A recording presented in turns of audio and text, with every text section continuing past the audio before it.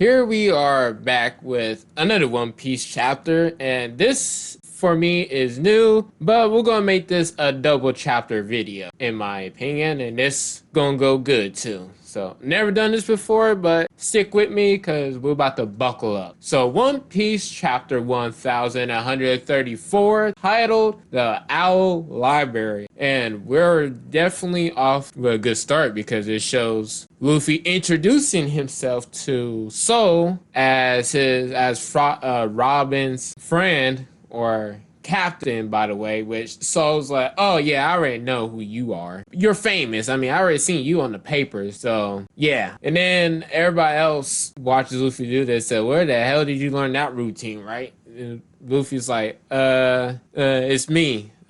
Nobody taught me it, so of course. Now, Soul says to Robin, but hey, looks like you found them all after all, Robin. Looks like you found your friends, your people that would stick by you thick and thin. And Robin says, yeah, they're the type of people that would accept me and protect someone like me. True friends. And everybody's crying in the background, looking back. It's, oh yeah, you know we'll die for you. And yes, that is true, by the way. They will die for her if the same situation comes up too, by the way. So yeah, that will come up, just like 80's Lobby, where they had to go and rescue Robin, which Luffy even said himself, oh yeah, they try this shit, I'll be right at the damn doorstep. Yeah, which, matter of fact, if you actually think about it, that's more a power up too, because yeah. Anyways, Soul says, it's good to meet Robin's friend. Seriously, you've done great making all the way to Elbaf, by the way. And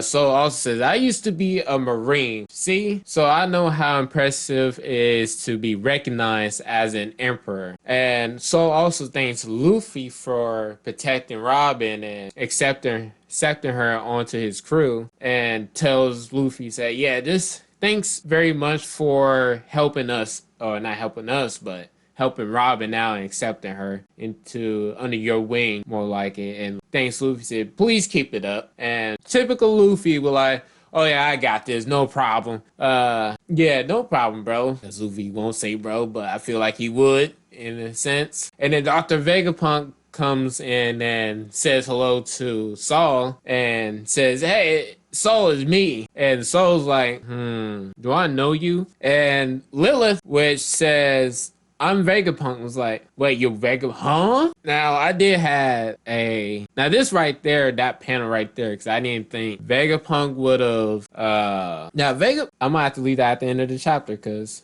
I did not know that. So, Jinbei brings in a container saying, oh yeah, it's another meat in this container, by the way. So, yeah. So, Jinbei says, you sure you want it now? And Vegapunk says, yeah, sorry for the trouble. Just here, allow me, as one of the other giants. You asked me to bring it from Egghead. When the hell did he have the time to do that? With everything going on, by the way. By the way, if you don't know, I mean, Egghead was a bunch of mess going all around. So when did Jinbei have the time to grab this? Because they were facing the Gorosei back, and I mean the Gorosei. So when did they have enough time to get that off the island? I want to know that. Because if one person was left on the island, yeah, like that. Done. Jinbei also says, what's inside it though? And Lilith says, inside, well, it's one of me, of course. Now, unless Lilith is Vegapunk, which it is, I'm pretty sure, well, that's another whole can of worms. That's another video I might have to make. If not another chapter gets brought out. Anyways, Luffy says, another Vegapunk. And Lilith says, yeah, but this clone's different from us satellite. So it's a perfect copy. I used it to visit this island 20 years ago. So current timeline, I'm not going to even do that because that's going to be confusing even to me. So 20 years ago, Vegapunk did use some kind of body or copy of himself to visit this Elbaf 20 years ago, which that's kind of interesting. Now, Vegapunk also says Stella couldn't exactly leave the island, the lab, for months at the time without those government dogs noticing. So at that time,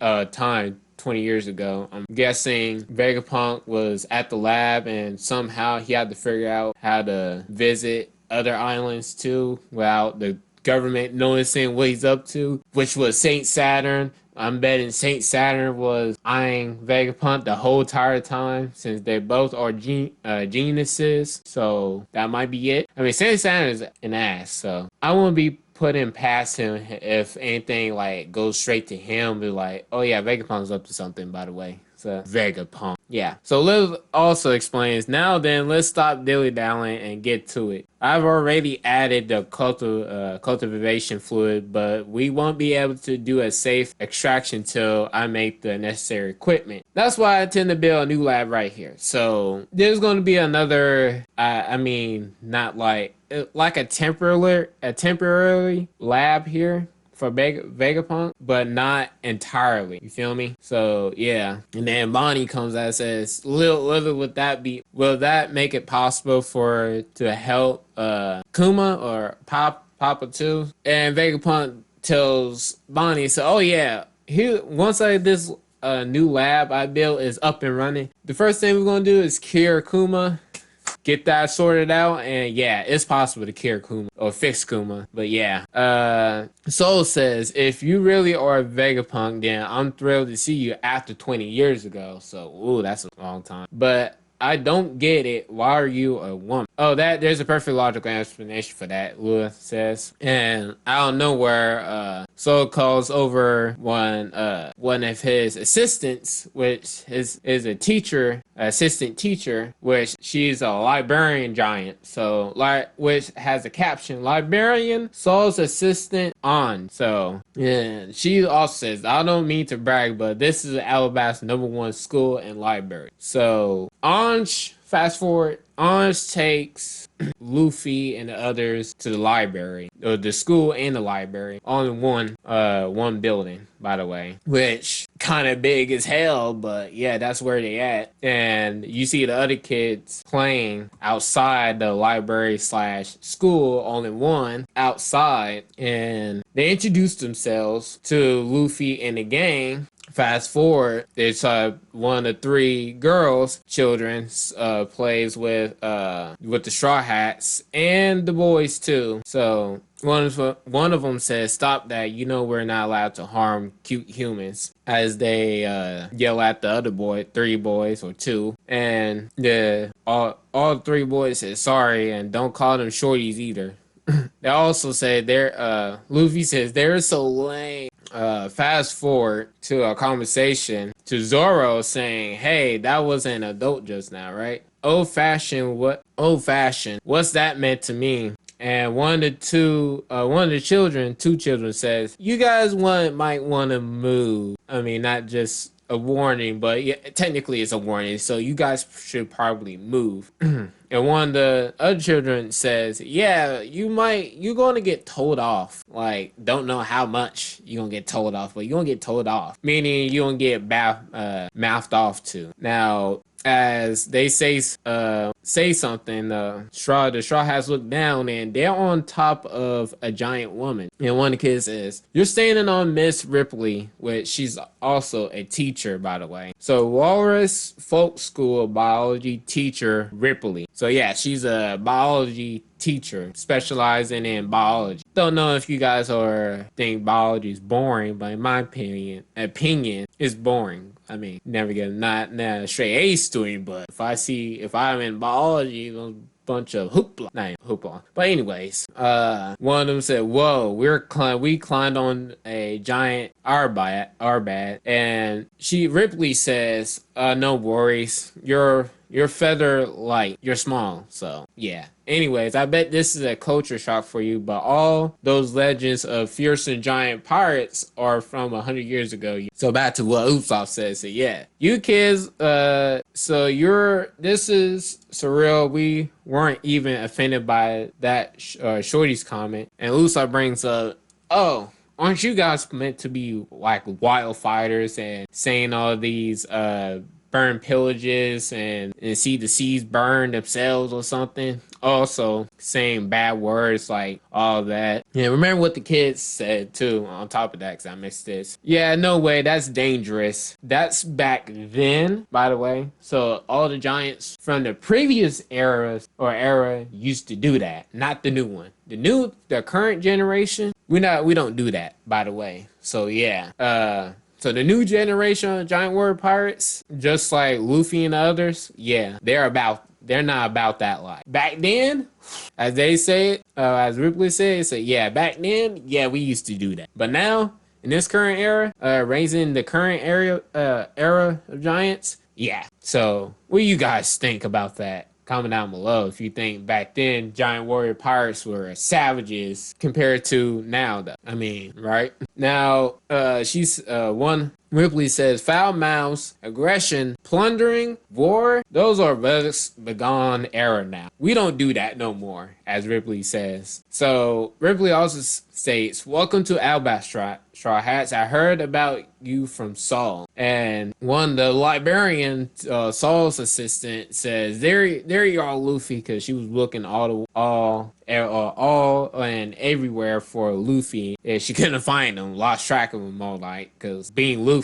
I mean, as soon as you turn, Luffy's gone. So I mean, yeah, so as soon as you check on Luffy and you call his name, say Luffy, like smoke, or you see like one of those cartoons, and be like when dust, and you just see an outline of the smoke of a person. That's Luffy, by the way. Yeah, we don't do that. You gotta keep a leash on Luffy. More like teach him a lesson. More like for him to not. Oh, I'm just rambling on. But anyways, sorry about loud mouthed brats. And now one of the children says, didn't you just say words like that were behind the times? And one children said, yeah, miss, you're so naughty. Now the teacher said, do as I say, not as I do. Boom. As one teacher said. So yeah. Now Ripley also says, seek to trade with other nations, not wage war. Our beloved late king Harold said those wise words. He often clashed with all the other graybeards of the village.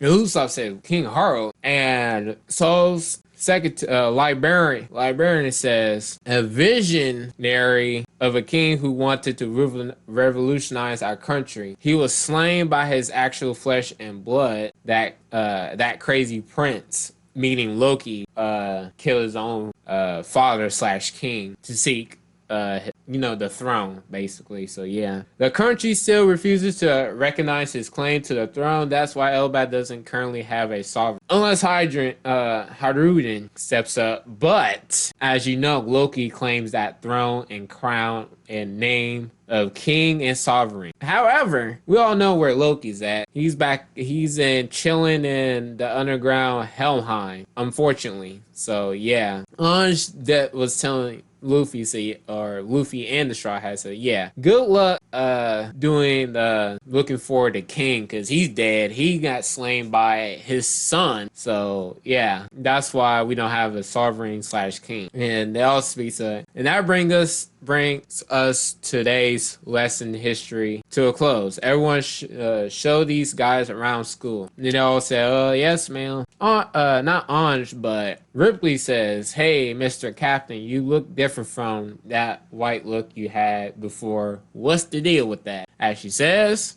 typical Luffy said, oh, that form, well, I don't use that. I don't bust that out unless I'm truly free to do what I want to do, basically. So I won't say that's kind of BS. So freest, I'll more say that to more like, oh yeah, that's your last resort. If you face, here's my take on this. Gear 5th is basically not his freest form. Well, yeah, it is his freest form, but it's his, oh, I'm gonna bust this out because I'm facing an enemy that's a real threat. And I mean a real threat. Like if if 2, 3, or 4 gears ain't gonna work against you, and I know damn well ain't gonna work against you, 5 is the best option. I'm guessing in Luffy's head, if he's more like strategic, which I'm pretty sure he ain't, battle strategy is, I'm betting Luffy's probably like, okay, I mean, if no more attacks don't hurt you,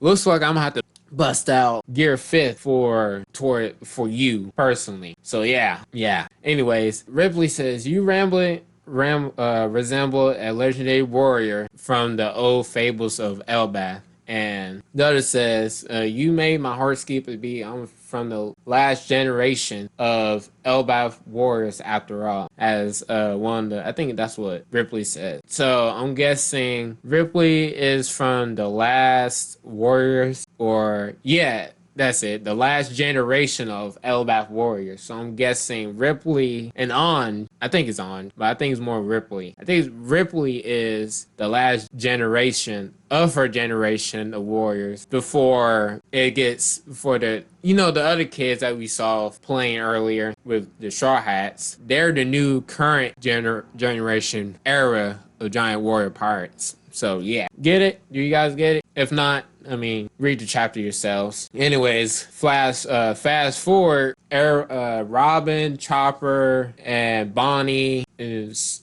Soul. And I'm pretty sure Lilith slash Dr. Vegapunk all arrive at a library, which sitting atop a library is an owl, giant owl. Interesting enough. And Soul tells Robin, say, yeah, welcome to the Giant Warrior Library, by the way. And he also tells Robin, say, yeah, before I went to the library, by the way, or before everything else was popped off and I recovered, I went back to the ruins, by the way, to recover some of the texts and books from ruins O'Hara. So don't know when Soul did that, but I'm pretty sure when Robin at young age, last chapter, I think it was last chapter, that Robin at young age figured out, was like, damn, O'Hara really isn't on the damn map no more. So yeah, I'm betting that was a new updated map back then too. When she was running away and got the hands on the new map, it isn't on there, so not good. So Robin sheds a tear, and then flash forward again, you know what's about to happen. The realm of the dead, and you get a conversation that comes up. I guess you're also got nothing but free time here, huh? And Transporter Snail, by the way, is talking. I'm sorry I am disturbing you. And Loki's like, nah, it's all good. I mean, I need a good disturbance anyways. I had nothing to do but kill time. What's the guy supposed to do when he's chained up to a damn tree at the bottom of Helmheim, the realm of dead, huh? So Loki brings up, so that moment of true fear you mentioned before, is that still what motivates you to still today? The guy on the other side of the transponder snail said, yes, even now when I think about it, I still can stop trembling. Loki says, ditto, it's so frustrating. We've been friends for a long time, but for some strange reason, you don't show your face towards me. Why is that? Now, Loki says, if I was there in your stead, I'd have turned that place into a ruin, slaughtered a lot of them, as he says. So I'm bet, you know what, if you actually think about it, Loki's basically from the last generation that wanted to pillage, destroy, and slaughter. Still had that same mindset, like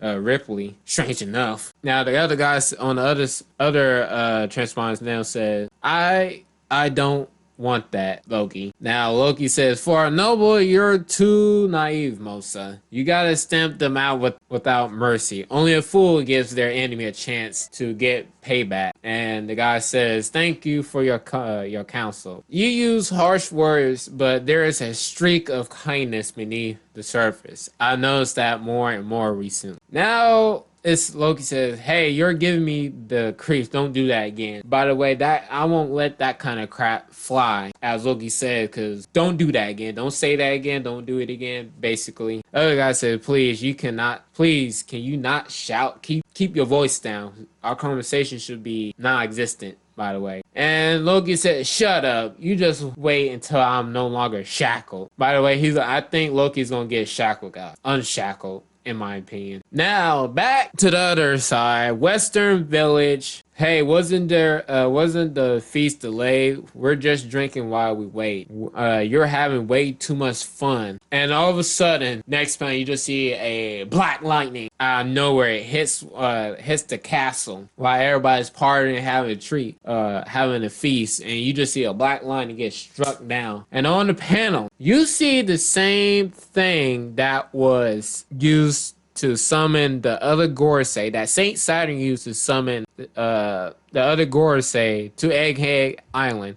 like a reboot card to boot up the other Gorosei to Egghead Island. What do we see here? Well, let me tell you what we see. That pops up from that damn circle. Two hooded figures. One looks like Shanks. Shanks, why the hell are you there, for one thing? Now, let me just say, I don't think this is Shanks. Now, here's my thing about Shanks. This could be... Well, no, I ain't gonna say that. But Shanks, why are you there? This can't be Shanks' brother. No. I say that because we haven't seen his full body-ish, or the scar on his face. I mean, that can't be Shanks, right? Shanks' twin brother. It could be Shanks himself with the scar and with the missing arm. We don't know that for sure, though. I mean, if that was his twin brother, they would show the full image. Sadly, it only shows half the side on wherever side his face is on, without the scar, or with the scar. And then we get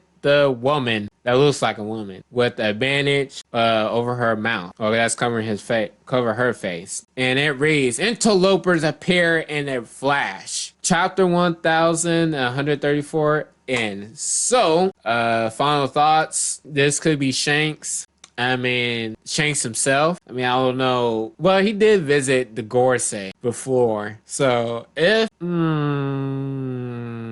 if this is Shanks' twin brother, I might believe that. But if it's not, then I don't know what to tell you. I mean, there's evidence this might be Shanks himself. But if it's Shanks' brother and he has like two arms, I mean, Shanks with two arms. If this is Shanks' twin brother, who do you guys think is stronger? Comment down below if you think Shanks' twin brother is stronger than Shanks himself, because that's kind of that.